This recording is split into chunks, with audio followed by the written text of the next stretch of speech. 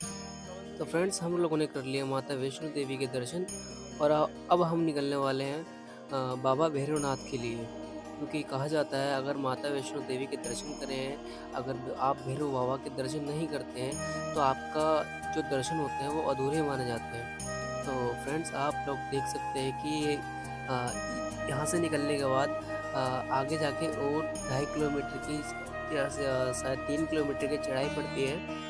वहाँ से आपको जाना पड़ता है और उसके बाद में बाबा के दरबार में बाबा भैरवनाथ के दर्शन करने के बाद आप वहाँ से सीधे कटरा के लिए भी जा सकते हैं। दो रास्ते गए हैं वहाँ से, एक सीधा कटरा के लिए गया है और एक गया है अर्धकुंवारी के लिए या वापस भवन आने के लिए। लेकिन हम काफ़ी थक चुके थे और थकने के बाद हम सीधा बाबा भैरवनाथ की चढ़ाई के लिए निकलने लगे। यह भैरव घाटी अगर आपने मंदिर इससे पहले वाले वीडियो माँ चढ़ाई वैष्णो देवी की यात्रा वाली वीडियो नहीं देखी तो आप मेरे 2 चैनल में किलोमीटर जाके वो वीडियो देख सकते लिखा हैं। 2 उसके बाद किलोमीटर है। हमने भैरव बाबा की ये चढ़ाई स्टार्ट की थी। देखिए 3 किलोमीटर होगा जय भैरव बाबा की। दोस्तों, आप लोगों को बता दूं, माता के दर्शन करने के बाद मतलब हम पूरी रात उस धर्मशाला में रुके थे जहाँ पर नई तो प्यारा भवन लग भवन रहा है। धर्मशाला बनाई गई है। आपको बता दूं, वहाँ फैसिलिटीज़ काफ़ी अच्छी है और आपको अगर लॉकर नहीं मिलते हैं आपके बैग वैग जमा करने के लिए तो वहाँ पर लॉकर भी प्रोवाइड किए जाते हैं और कंबल भी दिए जाते हैं और फ्लोर बाय फ्लोर बना रखे हैं और चैम्बर टाइप के कुछ बना रखा है। आप अगर वहाँ से कंबल लेते हैं आप अपने चैम्बर में रुक के वहाँ पर आराम कर सकते हैं। आराम करने के बाद आप माता वैष्णो देवी के दर्शन कर सकते हैं और उसके बाद आप सीधे वहाँ से सुबह तक के लिए दर्शन करने के बाद आप सीधे भैरव बाबा के लिए निकल सकते हैं। तो फ्रेंड्स, हम वहाँ ये पूरी रात रुके थे और अब हमें निकलते निकलते करीबन 4 बज चुका था और 4 बजे तक ये थोड़ा बहुत अंधेरा था और जिसमें कि हमें बाबा भैरवनाथ के और दर्शन करने बाकी थे। उसके बाद फिर हम सीधे कटरा के लिए निकलने वाले थे। तो आप देख सकते हैं हमने सीढ़ियाँ ली हैं बाबा भैरवनाथ के लिए जाने के लिए और हमने सिर्फ सीढ़ियाँ ली है। लॉन्ग रास्ता ज़्यादा यूज़ नहीं किया क्योंकि हम काफ़ी थक चुके थे, इसलिए ही सीढ़ियाँ लेते जा रहे थे और हम स्टार्टिंग से ही सीढ़ियों से ही चढ़ाई स्टार्ट की थी। तो आप देख सकते हैं कि ऊपर से ये भवन कितना और प्यारा लगता है देखने के लिए और काफ़ी की सुंदरता काफ़ी को और चार चांद लग जाते हैं। कुछ ऐसा नज़ारा हमें वैष्णो देवी का दिखाई देता है जो कि बहुत प्यारा लगता है। और आप देख सकते हैं ये धीरे धीरे सूरज निकलने वाला है और पूरी तरह से रोशनी होने वाली है।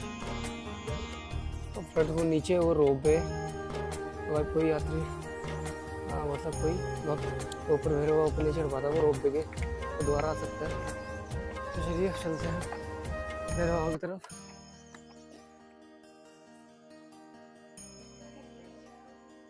दोस्तों, हालत इतनी बुरी हो चुकी थी, सही तरीके से चढ़ा भी नहीं जा रहा था ऊपर और सही तरीके से बोला भी नहीं जा रहा था क्योंकि चढ़ के इतनी हालत हम थक चुके थे, इतना थक चुके थे, बस सिर्फ यही सोच रहे थे कि कब बाबा भैरवनाथ जी के दर्शन करें और कब वहाँ से हम कटरा के लिए निकले और थोड़ा आराम करें। लेकिन हमें सबसे पहले बाबा भैरवनाथ के दर्शन करने थे जो कि हम बिल्कुल भी नहीं रुक सकते थे, इसलिए हम लगातार चढ़ते रहे। दोस्तों, कहा जाता है कि माता पर्वतों की रानी माता वैष्णो देवी अपने भक्तों की हर मुराद पूरी करती है। जो भक्त सच्चे दिल से माता वैष्णो देवी के दरबार में आ जाता है, माता रानी उसकी मुराद पूरी जरूर करती है। यही सच्चा दरबार है माता वैष्णो देवी जी का। जब भी माता का बुलावा आता है तो भक्त माँ के दरबार में कोई ना कोई बहाना लेकर जरूर पहुँच जाता है।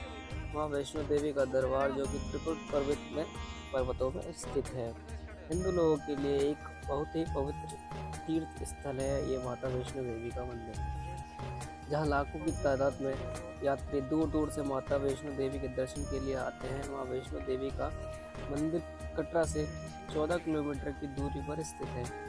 दोस्तों, ये मंदिर 1500 फीट की ऊंचाई पर स्थित है। हर साल लाखों की यात्रा में भक्त माता वैष्णो देवी के दर्शन के लिए आते हैं, जो कि घंटों की चढ़ाई करने के बाद माता उन्हें दर्शन के लिए सौभाग्य प्राप्त होता है।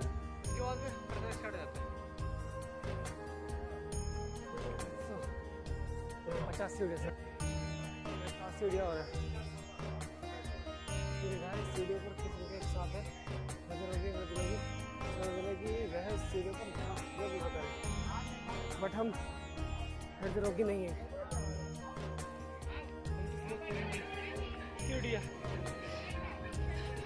दोस्तों, धार्मिकों के अनुसार ये कहा जाता है कि एक बार माता वैष्णो देवी ने भक्तों के नवरात्रि के अवसर पर कुंवारी कन्या को आमंत्रित किया। इसके साथ ही माता रानी भी एक कुंवारी कन्या के रूप में उपस्थित हुई। माता रानी ने श्रीधर को सब गांव के सभी लोगों को निमंत्रण देने को कहा और साथ ही भंडारे के लिए दान देने के लिए भी कहा। निमंत्रण मिलने के बाद गांव के साथ बहुत सारे लोग श्रीधर के बुलावे पर भंडारे में उसके घर पहुंचे, जिसके पश्चात माता वैष्णो देवी जी को एक कुंवारी कन्या के रूप में वहां उपस्थित थे। सब लोगों को खाना परोसना शुरू किया। खाना परोसते रानी माता रानी भैरवनाथ के पास पहुंची, लेकिन भैरवनाथ ने उस खाने को मना कर दिया और मांस और मदिरा की मांग करने लगा और उसी की जिद करने लगा। माता रानी ने भैरवनाथ को समझाने की बहुत कोशिश की, लेकिन वो टस से मस ना हुआ और उसके फलस्वरूप वो गुस्से में आने लगा और वहाँ से माता रानी को बंदी बनाकर ले जाने लगा। लेकिन ठीक उसी समय त्रिकुट पर्वत से बहुत तेज हवा आने लगी, जिसका फायदा उठाते हुए माता रानी वहां से भाग निकली और पर्वतों पर स्थित एक गुफा में जाकर छिप गई। भैरवनाथ से बचते बचते माता रानी ने वहां से उस गुफा में 9 महीने तक तपस्या की। कहा जाता है कि हनुमान जी ने इस बीच माता रानी की पूरे समय वहां पर रक्षा की थी। कुछ समय बाद माता रानी को ढूंढते ढूंढते बाबा भैरवनाथ भी वहां आ पहुंचे, जिसका आवाज पाकर माता रानी गुफा के दूसरे द्वार से निकलने लगी। ये गुफा आज अर्धकुंवारी के नाम से या अर्धकुंड के नाम से भी जानी जाती है, जो कि आप शायद जा चुके होंगे। गुफा के दूसरे द्वार से निकलने के बाद भी भैरवनाथ ने माता रानी का पीछा नहीं छोड़ा, जिसके फलस्वरूप गुस्से में आकर माता रानी ने महाकाली का अवतार ले लिया और बाबा भैरवनाथ की हत्या कर दी।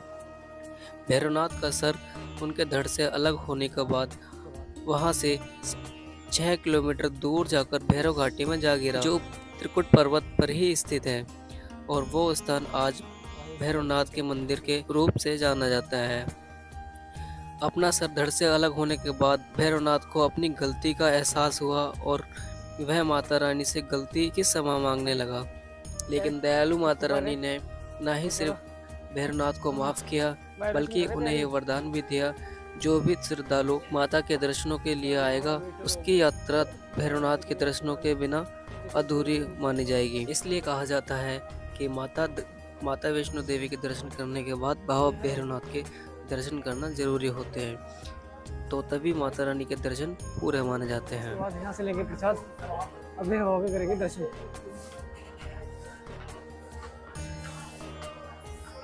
ये साइड मिलेगा प्रसाद, और ये है भैरव की तरफ। प्रसाद लेने चलते हैं। टाइम हो चुका 5:50 यानी कि 10 मिनट कम 6 बजे में मॉर्निंग के। तो गाइस अब लेने जा रहे हैं हम प्रसाद। यहाँ पर एक टिकट काउंटर है जहाँ पर प्रसाद मिलता है। प्रसाद 50 का एंड नाइट ब्रेसलेट जो कि मिलता है 3 पीस मिलते हैं 20 रुपये के। तो वो था टिकट काउंटर जहाँ पर बिल कटता है, और यह बैट शॉप जहाँ पर प्रसाद मिलता है।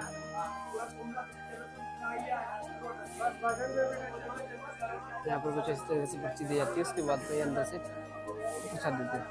तो भाई इस तरीके से भैरव का प्रसाद देते हैं, इसमें धागे होते हैं। अब चलते हैं दर्शन करने के लिए। तो भाई ये चल रही है लाइन, और जूते की उतारने की व्यवस्था यहाँ पर है, आप उतार के जा सकते हैं दर्शन करने के लिए। तो हम क्या करते हैं, यहाँ पर जूते रख देते हैं और उसके बाद में करने जाते हैं भैरव। तो भाई मेरा फ्रेंड आगे निकल चुका है और मैं बहुत पीछे रह चुका हूँ, और ये है भैरव की लाइन। अबे यहाँ पर आ गया। तो गाइस ये है भैरव बाबा की लाइन। यहाँ पे वैसे कैमरा अलाउड नहीं है, फिर भी मैं हाँ कैमरा चला रहा हूँ। अगर ये मेरे को पकड़ लेंगे शायद मेरा मोबाइल छीन सकता है। और उसी हिसाब से देखा फोटोग्राफी करना सबको।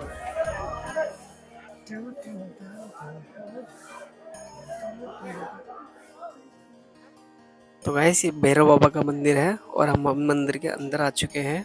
और आप लोगों को बता दूं, जिस टाइम पे हम गए थे उस टाइम पे थोड़ी भीड़ बहुत कम थी, इसलिए हमारे बाबा भैरवनाथ के अच्छे से दर्शन हो गए थे। और अगर आप पीक सीजन में जाते हैं तो काफ़ी भीड़ मिलती है, जिसमें कि आपको काफ़ी टाइम भी आपको टाइम भी लग सकता है दर्शन करने का। लेकिन इसमें ऐसा कुछ नहीं था, मेरा अच्छे से दर्शन हुए थे हमारे। और उसके बाद में हम सीधा आगे की तरफ चलने लगे। तो गाइस हमारी यात्रा हो चुकी कंप्लीट, हम कर चुके भैरव बाबा के दर्शन। तो भाई बता भाई तू क्या करने जाएगा? दोस्तों, जब आप बाबा भैरवनाथ के दर्शन कंप्लीट कर लोगे, उसके बाद आगे जाके आप एक अच्छा सा नज़ारा देख सकते हैं। वहाँ पर ये रील्स टाइप की लगाई गई है और एक बड़ी सी स्क्रीन दी गई है। और आप अगर वहाँ से वैष्णो देवी देखोगे तो बहुत अच्छे से दिखाई देती है। और ये नज़ारा एक अल्टीमेट नज़ारा था। तो चलिए गाइस, अब वीडियो को करते हैं समाप्त। अब भैरव बाबा टू कटरा का वीडियो अगले नेक्स्ट पार्ट में आएगा। अगर दोस्तों वीडियो पसंद आया तो प्लीज़ लाइक ज़रूर कीजिएगा और चैनल को सब्सक्राइब कर लीजिएगा और कमेंट्स में जय माता दी ज़रूर लिख दीजिएगा। हर हर महादेव।